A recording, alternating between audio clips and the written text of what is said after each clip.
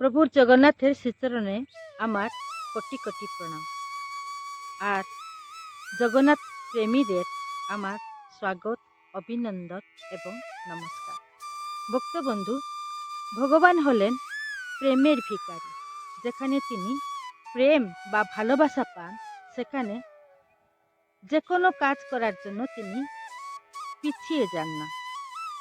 এই পরিপ্রেক্ষিতে আজকে একজন বড় ভক্ত, যার হৃদয়ে জগন্নাথের স্থান অনেক বড়, তিনি একবার হাঁটু ব্যথার শিকার হন এবং ডাক্তারকে না দেখিয়ে তিনি যান প্রভু জগন্নাথকে রাস্তার ধারে দাঁড়িয়ে তার সমস্ত দুঃখের কথা তাকে জানান এবং সেই রাত্রে কিভাবে প্রভু জগন্নাথ এসে তার পা টিপে বিনা ডাক্তারিতে তাকে ভালো করে দেন।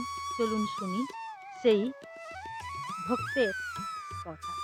দীর্ঘদিনের ঘটনাটি ঘটেছিল পুরীর শহরে। তিনি ছিলেন প্রভু জগন্নাথের একজন অনন্য ভক্ত।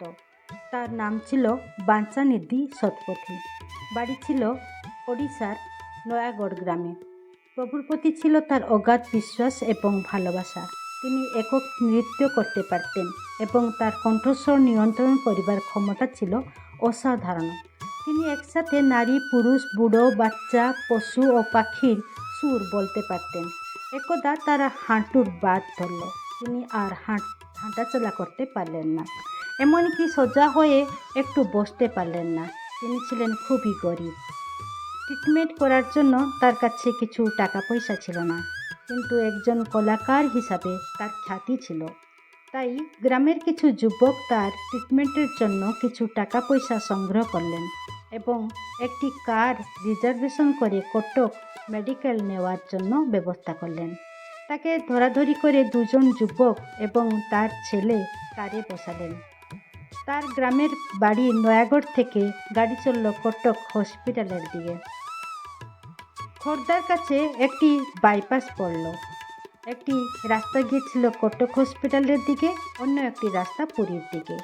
সেই বাইপাসে যখন গাড়ি কটকের দিকে এগোলো, বাঞ্ছানিধি শতপথী বললেন, গাড়ি পুরীর দিকে ঘোরাও।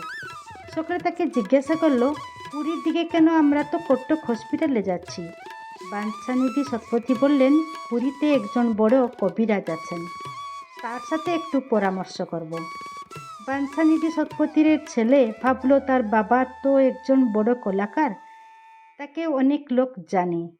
পুরীতে হয়তো কোনো বড় কবিরাজ আছেন, ওখানে একটি আয়ুর্বেদিক কলেজও আছে, হয়তো বাবার সাথে কোনো কবিরাজের জানাশোনা আছে।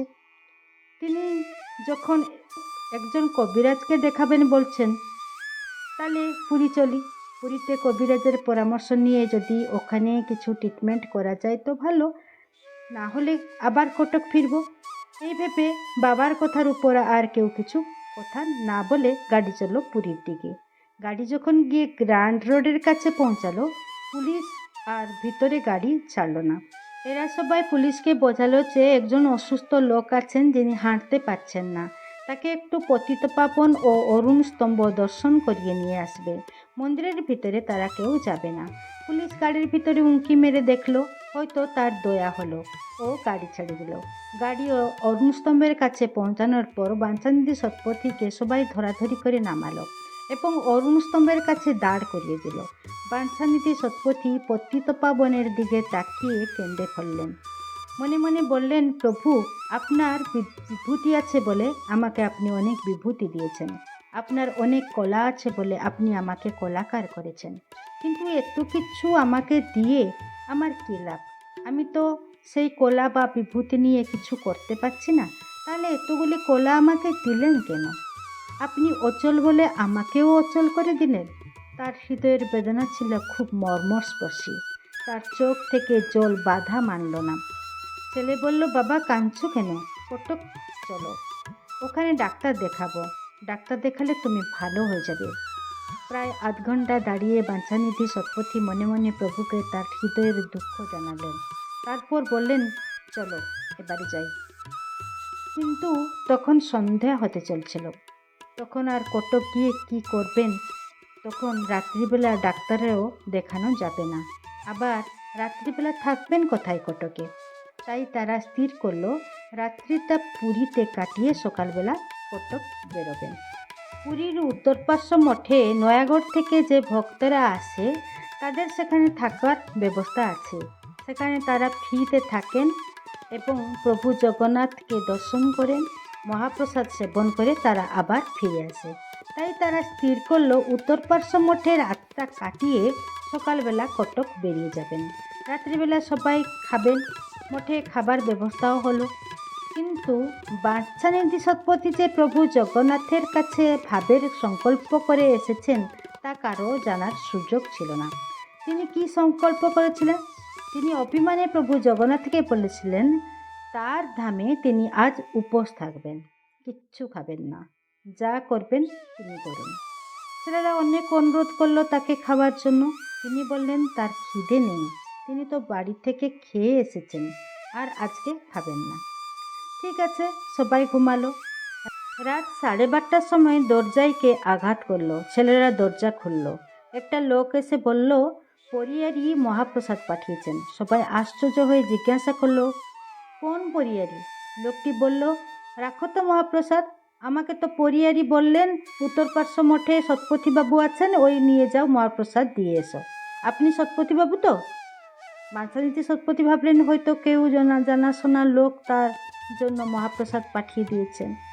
আর কি করবেন, মহাপ্রসাদকে তো আর অবমাননা করা যায় না, পাওয়ার মাত্রে খেতে হয়। তাই সমস্ত অভিমান ত্যাগ করে মহাপ্রসাদটুকু সেবন করে আবার ঘুমালেন।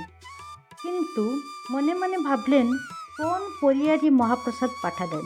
তিনি তো সংকল্প করেছিলেন যে আজকে কিছু খাবেন না তার দামে। ঠিক আছে, তার সংকল্প তিনি ভেঙে দিয়েছেন। আবার তিনি ঘুমিয়ে পড়লেন। সময় ভোরবেলা, তখন কেউ ওঠেনি। তাদের দরজা খোলা ছিল। একজন কালো হয়ে লোক সে ঘরে ঢুকে সৎপতিবাবুর হাঁটুতে হাত বুলাতে লাগলো। সৎপতিবাবু জিজ্ঞাসা করলেন তুমি কে? আমার হাঁটুতে কেন হাত বুলাচ্ছ? লোকটি বলল আমি এই মঠের লোক, শুনলাম আপনার হাঁটুতে প্রচুর ব্যথা, তাই একটু হাত বুলিয়ে দিচ্ছি। আপনার ভালো লাগছে তো? সৎপতিবাবু বললেন তুমি কেন আমার হাঁটুতে হাত বুলাচ্ছ? লোকটি বলল আরে বাবা, আপনার ভালো লাগবে তাই একটু হাত বুলিয়ে দিচ্ছি।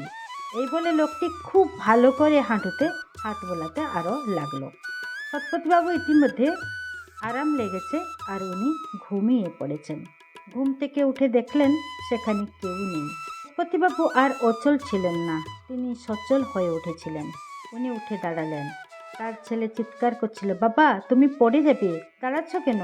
সৎপতিবাবু বললেন না না, আমি ঠিক আছি, আমি ভালো হয়ে গেছি। এই বলে তিনি হেঁটে হেঁটে বারান্দায় আসলেন। বারান্দা থেকে পুরীর মন্দিরের নীলচক্র দেখা যাচ্ছিল। নীলচক্রের দিকে তাকিয়ে তিনি চোখ থেকে জল মুছলেন। মহাপ্রভুকে বললেন মহাপ্রভু তুমি কত বড় কলাকার।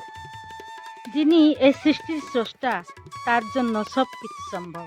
তিনি এক মুহূর্তে গড়িয়ে দিতেও পারেন এবং এক মুহূর্তে ভেঙে দিতেও পারেন। চলুন বলি জয় জগন্নাথ, জয় জগন্নাথ, জয় জগন্নাথ।